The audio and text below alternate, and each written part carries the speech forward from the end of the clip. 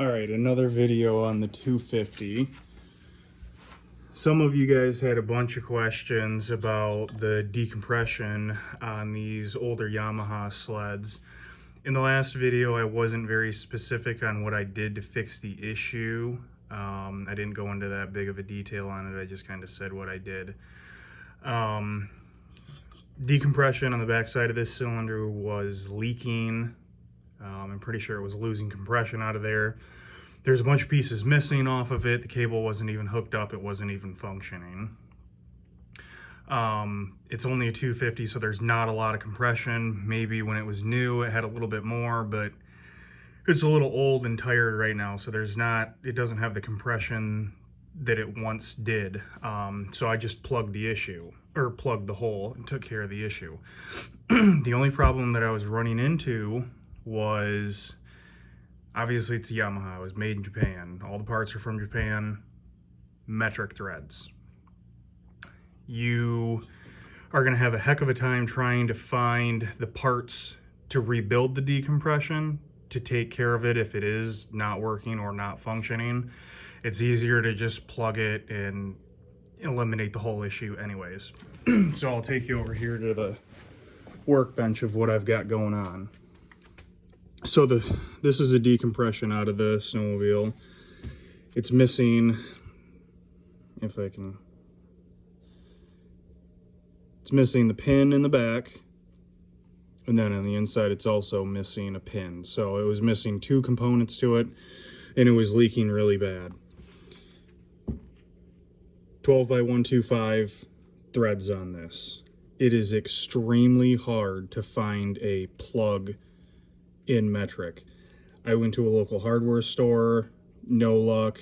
I went to a couple different stores that have nuts and bolts, plugs, no luck.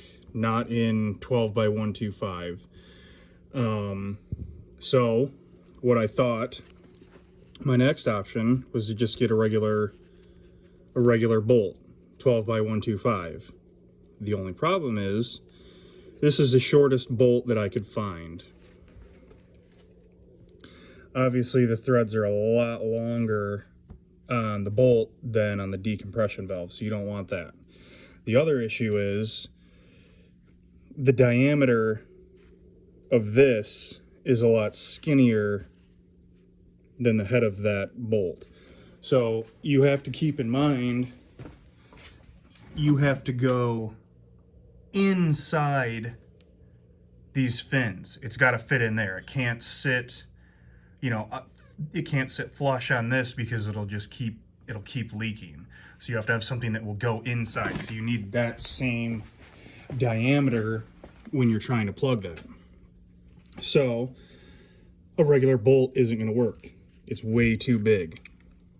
You can try to grind it down and get that same diameter, just keep grinding down the sides on it, but then you're going to lose the shape of the hex and you're not going to be able to get a socket on it. So after many stops to the store, I found a drain plug, 12 by 125. The only modifications that you are going to have to do to this, and it's almost perfect once you do it. Let me get this lined up. You are going to have to cut this off the end, so only the threads are left. Otherwise, if you leave this on, it's going to go too far into the cylinder, and you don't want that. So cut this end off, use a grinding wheel, a cutoff wheel, whatever you want.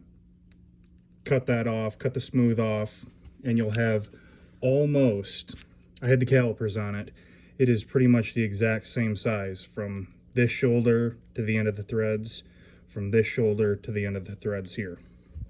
The other thing that you're going to have to do, because you have to match this width on this so it will screw in, you're going to have to take your drain plug and you're going to have to grind the tops, the sides. You're going to have to follow that whole pattern on there and grind that off. So the only thing that you're left with is, in a bigger scale, this. That's what you want to be left with.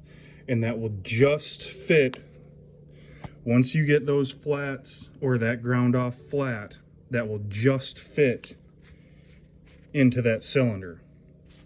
Now, when you do that, you're gonna have to put some red RTV on there, some high temp RTV. Seal it up. I put red RTV about halfway down the threads when I did that. You don't want to put RTV all the way down the threads, because then you risk of some getting actually into the cylinder, and you know, that'll cause a bunch of issues, and that'll be a can of worms that you don't want to open. So red RTV halfway down the threads and you should be good. I did not find, this is the gasket that came with that drain plug. I didn't want to use it because it's rubber. I didn't want it melting, so I put this in there with no gasket. The only thing that is on there is a red RTV. When I put that in and tighten it down, don't over tighten it. You'll know when it's tight and when it's sealed good. You know, you don't want to pull the threads out of the cylinder, because good luck finding a cylinder for these old sleds. So once you get that ground down, you can put it in, get it tightened down. If you want to be extra cautious, you can fill this in with more red RTV just to seal it up, but you shouldn't have an issue. It shouldn't leak as long as you've got enough red RTV on those threads. So hopefully this helps. I'll have a couple more videos of some things that are going on with this sled. Like I said, I gotta work on the seat. I gotta put the track back together. I gotta do a couple things with the dash here. I gotta hook some stuff up. But there will be a few more videos. Thanks.